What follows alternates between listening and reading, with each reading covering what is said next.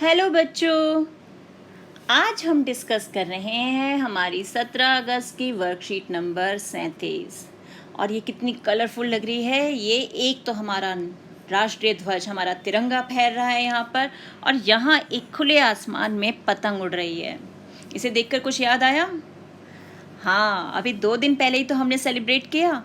लाल किले से प्रधानमंत्री श्री नरेंद्र मोदी ने तिरंगा फहराया था और आप सब बच्चों ने पतंगे उड़ाई थी ना। तो आज की बेटा हमारी वर्कशीट इसी त्योहार को, इसी राष्ट्रीय त्योहार को लेकर है। अब देखें हमारी वर्कशीट में हमें क्या दिया गया है। अब पढ़ते हैं हमें क्या बताया गया है। प्यारे बच्चों, आप सभी ने स्वतंत्रता दिवस 2 दिन पहले खुशी से मनाया होगा। आपने इस दिन पतंगे भी उड़ाई होंगी, परंतु पतंग की डोर खरीदते समय हमें इस बात का विशेष ध्यान रखना चाहिए कि डोर प्लास्टिक की ना हो, क्योंकि उससे कई पक्षियों को नुकसान पहुंच सकता है। ऐसी खुशी किस काम की जो किसी को दुख पहुंचाए। पक्षियों की उड़ान में बाधा मत बनिए, पतंगों को उड़ाइए और आनंद लीजिए। तो जब बेटा हम पतंग उड़ाते हैं तो क्या होड़ लगी रहती है कि दूसरे की पतंग काटनी है, और उसके लिए हम तेज से तेज मांझा यानी जो प्लास्टिक की डोर होती है वो खरीदते हैं। लेकिन उसे खरीदते समय कभी सोचा है कि आसमान में आपकी पतंगों के अलावा और भी बहुत सारे पक्षी उड़ रहे हैं और हमारी उस डोर से उन पक्षियों को नुकसान पहुंच सकता है। तो हमारी खुशी के लिए हम आज़ादी को सेलिब्रेट कर रहे हैं, मना रहे हैं, तो हम अपनी खुशी के लिए दूसरे की आज़ादी कैसे छीन लें। आसमान में उड़ने की आज़ादी तो उन पक्षियों को भी है ना। तो हमें उनकी उड़ान में बाधा नहीं बनना, हमें पतंगे उड़ानी है और प्लास्टिक की डोर का प्रयोग नहीं करना। खुद भी आनंद लेना है और उन पक्षियों को भी उस आसमान का आनंद लेने देना है। और मुझे मालूम है आपने ऐसा ही किया होगा, आपकी वजह से किसी भी पक्षी को कोई नुकसान नहीं पहुंचा होगा। अब देखते हैं हमें वर्कशीट में कौन से प्रश्नों के उत्तर देने हैं। पहला प्रश्न है, स्वतंत्रता दिवस कब मनाया जाता है। ये तो बहुत आसान है। कब मनाया जाता है?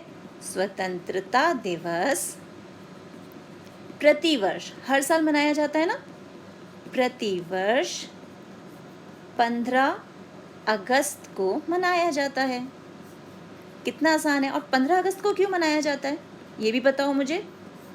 क्योंकि 15 अगस्त 1947 को हमारा देश आज़ाद हुआ था, उसे स्वतंत्रता मिली थी, इसलिए तब से हम प्रतिवर्ष 15 अगस्त को स्वतंत्रता दिवस मनाते हैं, है ना।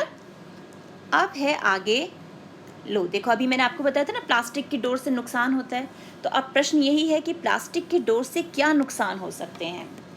तो क्या नुकसान हो सकता है अभी बताया था मैंने।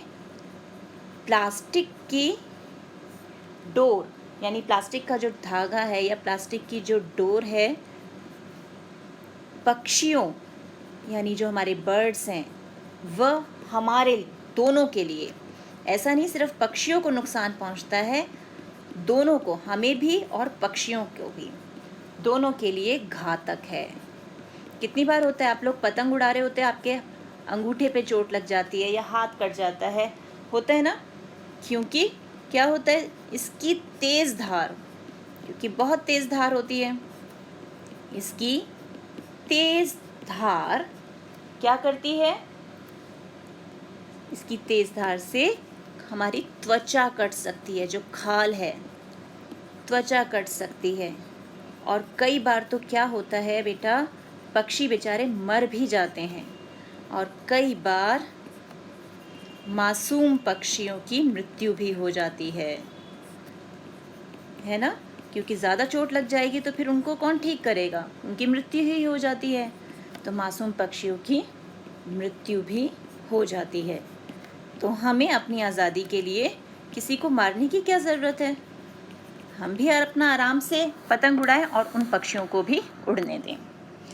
अब नेक्स्ट है, आप एक पतंग का चित्र बनाइए। अरे बाप रे, इसमें तो आप परफेक्ट होंगे बिल्कुल पतंग का चित्र बनाने में। मेरे से इतनी अच्छी पतंग नहीं बनेगी जितनी आप बनाएंगे।